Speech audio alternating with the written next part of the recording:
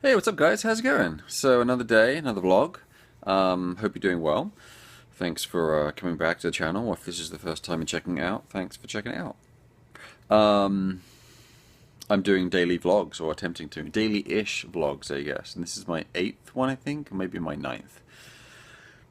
So, during the week, so far, I've been able to pull off a daily mini vlog on development updates and questions and stuff. So, yeah, so far, so good.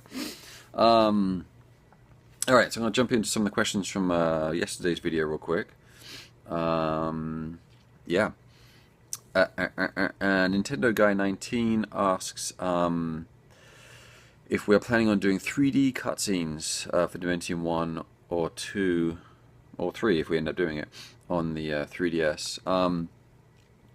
No, the reason we didn't do 3D cutscenes on Dementium, and we won't be doing them on Dementium 2, is their videos, obviously, and if we do them in 3D, they double the size of how much room they take up, because you have to create two videos then that are basically displayed, one for each eye, and the size of the game file would be massive. Like, the biggest part of those games are the cinemas, yeah, are the movies, basically. That's the biggest, that takes up the most room in the game, next to the game itself, or the textures and the code and audio and all the rest of it.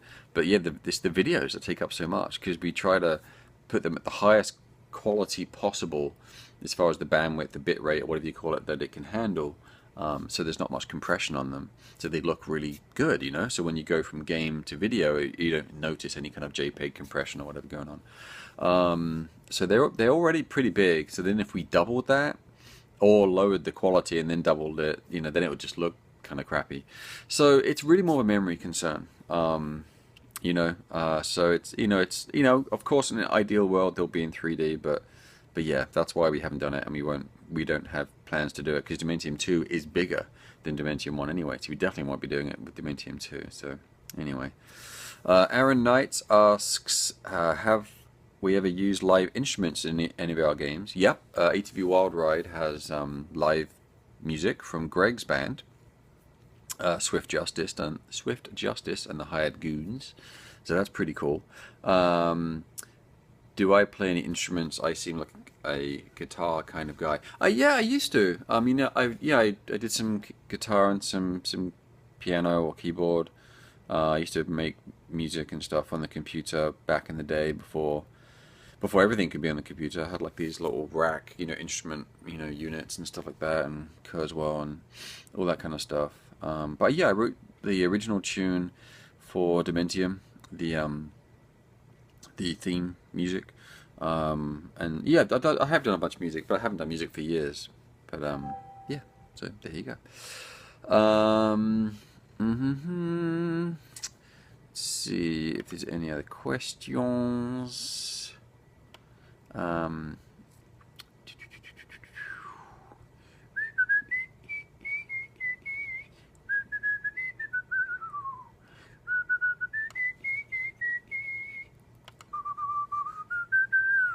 Hi, how's it going? Yeah, just reading stuff. It's exciting, isn't it, to watch me read stuff? Yeah, sorry about that. Alright, Little Rocks asked if there's any news on Treasure Noughts. We're working on it. We signed up with Nighthawk, which is a new company. We signed up with them last year, end of last year, to continue doing Treasure Noughts. I mean, let me think. Well, we weren't not working on it. Well, we weren't working on it. We hadn't cancelled it. We were just working on other stuff at the time. It was on hold, I guess.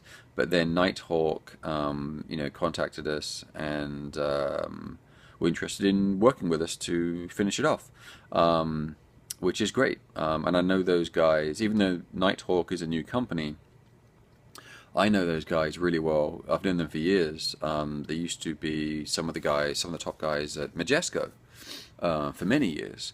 So they're really good guys. And we were trying to work with Majesco for ages, from the DS time all the way to the 3DS. We did work together on Face Racers for the 3DS. That was our first 3DS game. So it was really awesome to work with them. They hooked us up with the early 3DS dev kits, which were basically circuit boards and stuff hanging out all over the place. Very delicate kind of dev kits for the 3DS, and yeah. Anyway, so they're really good guys. So yes, Treasure is something we're working on with them. We'll have more news on that later. We're basically finishing up Mutant Mud Super Challenge right now. As soon as that is done, then we'll be focusing 100% on Treasure, which is very exciting. I mean, Matthew and I did work on Treasure for a little bit last year. We were trying to juggle between Mutant Muds and Treasure, and then we're like, no, this is stupid. We just need to finish Mutant Muds and then move to Treasure, so we stopped working on Treasure for a little bit. But we were working on it last year, Treasure, and we made some really good progress, and it was really refreshing to come back to it from a game design perspective, and we come up with new ideas, we change things, we move things around. It's very cool. So I'm very excited about that game. Yeah, so there you go. Any possibility of Dementium Remastered 1 or 2 coming to the Vita? Maybe. I mean, no current plans. I mean, my inner struggle there, which you probably saw, is I would love to release it on the Vita. It's tricky though. Visually, would we have to do a visual upgrade to the game to make it seem competitive there? Maybe, but could we get away with the 3DS stuff? Probably.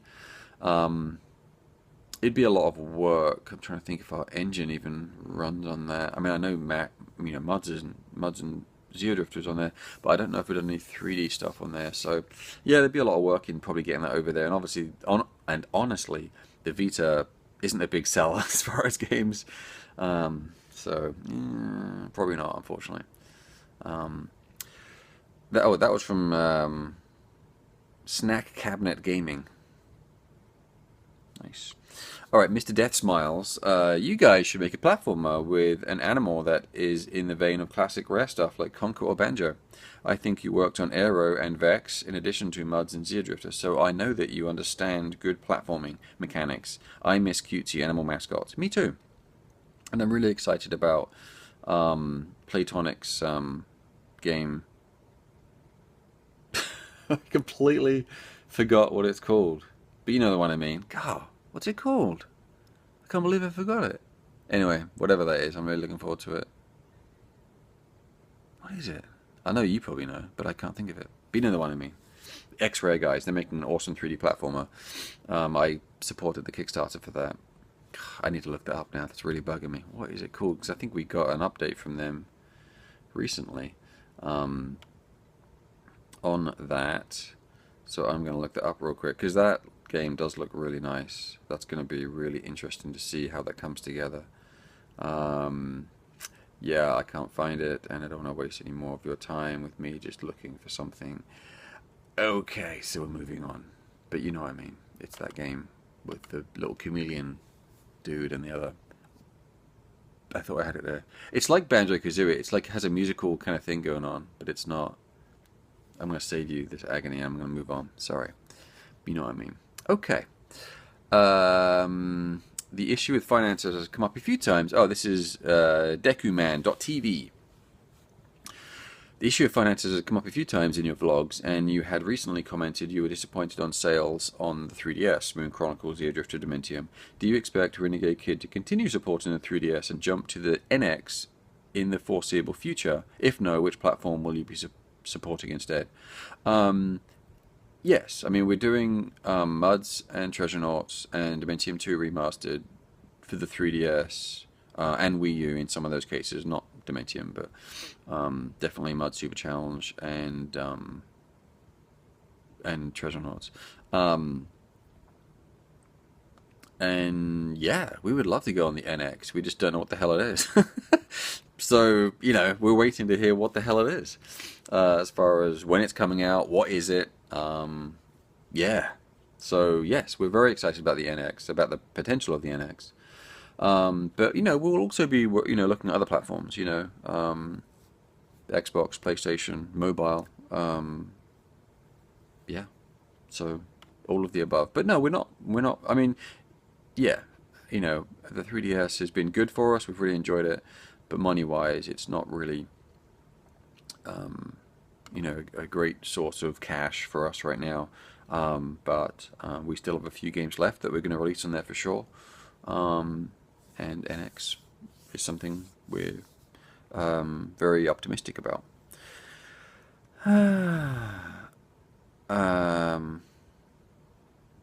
so Vorney says, wish he'd spend as much time making quality games than he does promoting himself. I know, right? If only I was making games and not waffling on videos to promote myself all the time, then I'd maybe make something decent.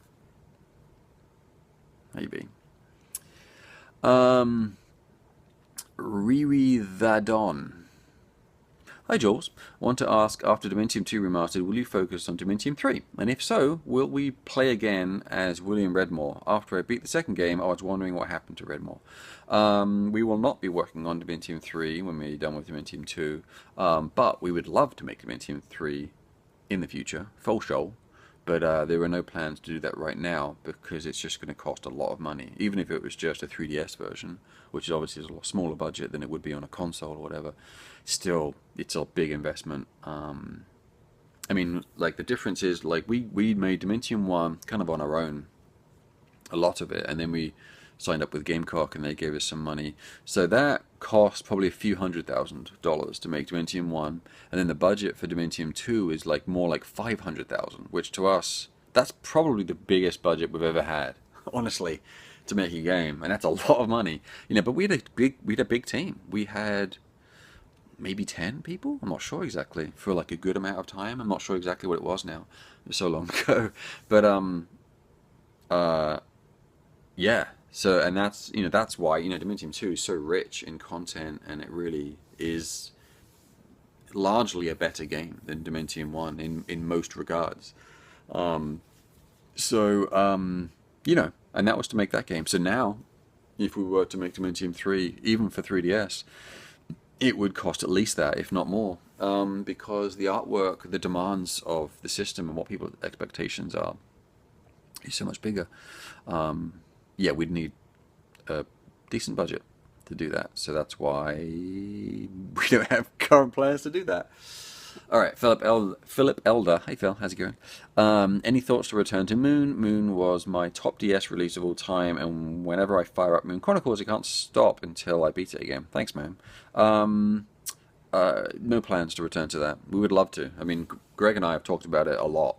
But again, money. Yeah, need it to do it.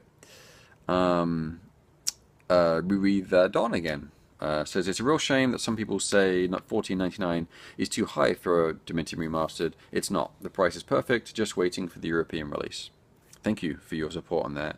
And yeah, it actually, the game is being reviewed by Nintendo Europe right now. I'm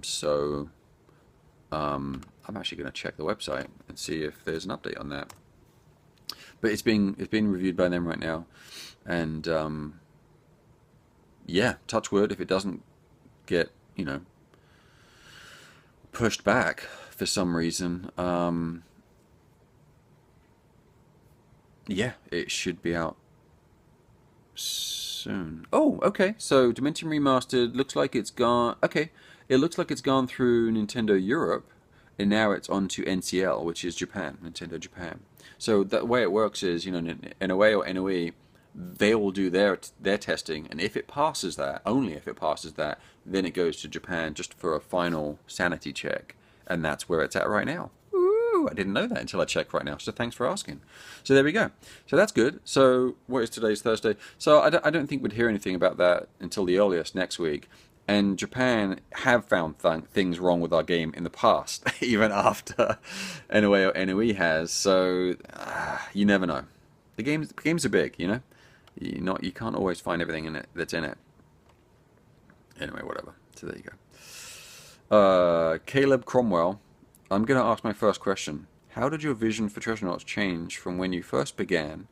And because you have to work with another company for Treasure Knots, does that make you guys lose rights to make a sequel? And what changes will be made to the game? Like, what new visions do you have? Just bigger levels, more characters? Also, just letting you know, I love Dementium. It's my first time playing it because I didn't have it on DS. Thanks, Caleb.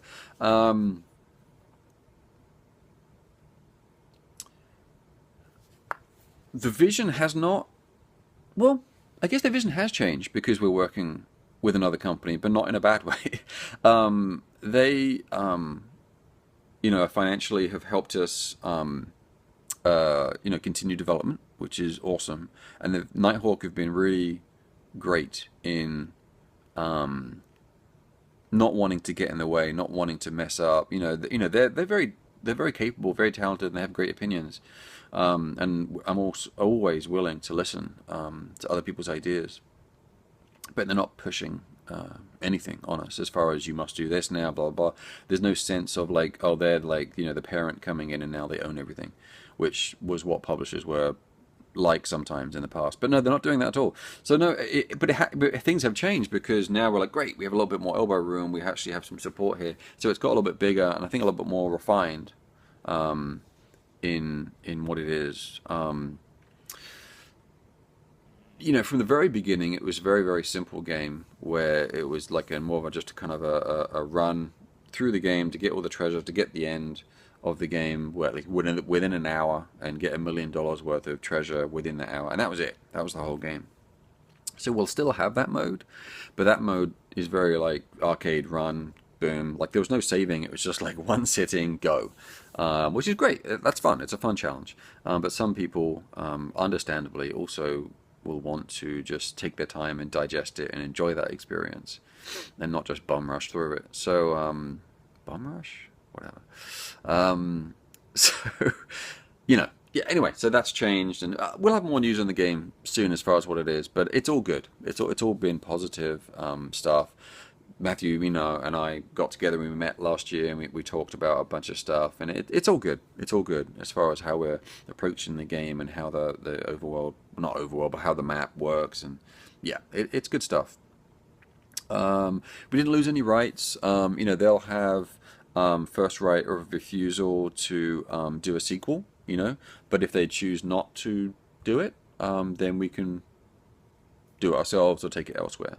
But I mean, and that's a typical. In the past, we have messed that up with like Dementium, where they had the publisher had the first and last right of refusal, and that's where it killed you. Is the last right of refusal, because what that means is, say you want to make Dementium 3, and the original publisher doesn't want to do it, like great, you go off to a new publisher, and the new publisher's like, oh, okay, so if we pitch and say yes, we'll do this, your old publisher still has the right to come in and match that and take it away from them. So then the new publisher won't want to even bother wasting their time because it could be taken away. So yeah, so getting rid of that last right of refusal is very important, and that's what we have done. So no, Treasure Knots is all good. It's all good. Professor Whom? Any chance we could see Max make the jump to 3D in a future Muds game? Yeah, absolutely. I think that would be really fun. I think it would be very neat. I mean, we did the DS demo, which I'm very fond of, and that was 3D, of course.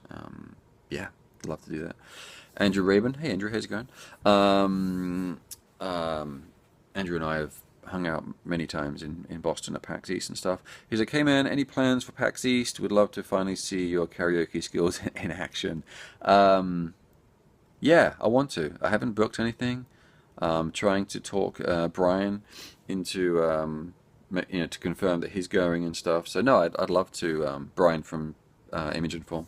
So no, I'd love to go to PAX East. That is the one show that I'm kind of leaning towards doing this year. I probably won't be doing E3 or GDC, but PAX East is one that I'm really wanting to go to because it's in April, I think, and that works well for my schedule. So if I do, I'll let you know, man.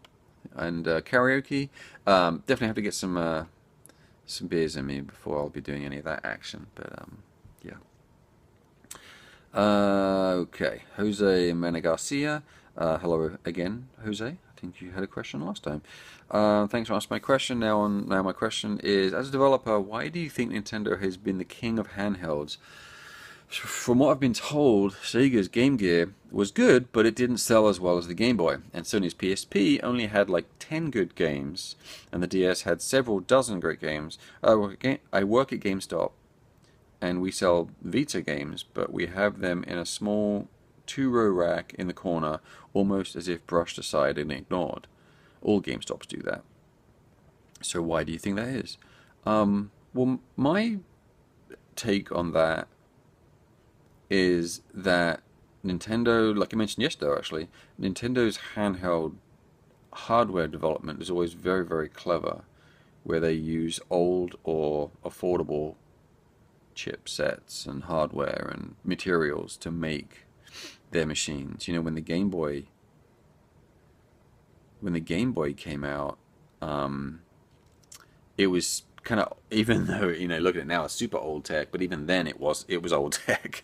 It wasn't particularly cutting edge in any way. It wasn't about the hardware and how impressive the stats were. It was about the fact that it was an affordable, portable unit with nice ergonomic design. Well, relatively speaking. Then, anyway, with some neat games on it. And yeah, so that's one big reason, I think, why Nintendo's handhelds do very well, because they can manufacture them at a profit and sell them at an affordable price. And those two things are a great combination. In addition to that, and they continued that trend with the DS, the GBA, Game Boy Color, the GBA, and all the revisions of that, the DS, 3DS, and it's the similar kind of thing, where they try and make it a decent price so they can sell it at a decent price. Also, though, in addition to that, the fact the hardware isn't crazy powerful means the games don't typically cost a ton to make as far as development. Like the Vita, for example, and the PSP was similar. The trick with that is, or the problem with that is, those handhelds are so powerful. Like the Vita is capable of doing a game that's essentially a PS3 well, not really PS4, but more of a PS3 kind of quality game. It's like really powerful, you know. So the oxymoron in that situation is you need this massive team to make a competitive game for that, but it's a handheld game, so they sell for less, and they have a stigma around them anyway. And people really want that console experience on their console, on their TV, in their living room. You get a handheld for a slightly different experience, I think, generally speaking. So it just doesn't make sense. You know, you have these console heavy hitting games on this machine that's not really, you know, positioned to provide that experience, whereas Nintendo's handhelds in the past have fit that perfectly. I want this handheld device. The screen's tiny anyway, so it doesn't have to have crazy fidelity. Obviously, if it does, no one's going to complain, but it doesn't need it. It can get away with less because of that. And then the developers are able to, you know, make games that are competitive within that scope at a fraction of the price compared to the Vita. So they would do, and they will. You know, and then you have the fact that Nintendo make incredible first-party games and they support their handhelds, whereas everyone else don't have the same support. I mean, there's some great games on there, but it's usually the same. It's the usual suspects. You know, you'll have a Metal Gear game on the Sony, you know, on the PSP or the Vita, or you know, or you'll have some really cool, you know, RPGs or whatever. But it's not that Mario Kart, Zelda, you know, kind of games. They're just, it's different. So anyway, so that's why I think that is that way. Wow, it's already been 23 minutes. Real quick, there's a few more questions. John J. considered making a visual novel. Nope, I have not. Not that I would be against it, but I haven't really thought about it. But maybe one day. Pretty interesting idea. Like 999 and games like that. What else? Oh, John's asked about, or John, I think his name is, asked about Muds Deluxe on Wii U in Australia and stuff like that. Yeah, it's not even in Europe either. Wii U just hasn't really done very well for us. So in the US. So I mean, yeah, you know. So I mean, we're going to do Mud Super Challenge on all territories, Wii U, 3DS, but you know, I don't. That's great because that comes out as a big package deal and hopefully makes the event grander. But putting Muds Deluxe in Europe now just it hasn't sold much here. I expected to sell half of that elsewhere, and it's just we have other things to do. Unfortunately, sorry. We're so tiny, you know. And oh my gosh, Inception has a huge write up, and I might have to get to that next one, man. Wow. But he does start off by saying he personally thinks Dementium Remastered is definitely worth $15. Thank you. And I'll read the rest next time. If there's any questions in there, I'll get to that next time. But wow, you wrote a novel, dude. Nicely done. All right. All right. Well, I'm gonna cut this to an end now. But I did want to mention that Mutant Muds on the App Store has been updated. It's out. It's available. Boykisha. So if you already own it, awesome. You can update and actually play the game now. From iOS 8 onwards, it basically broke for some random reason. And also, you can, as an in-app purchase, you can buy the 20 deluxe ghost levels in that on your phone or iPad for $1.99. So, you know, you don't have to, but if you want to, great.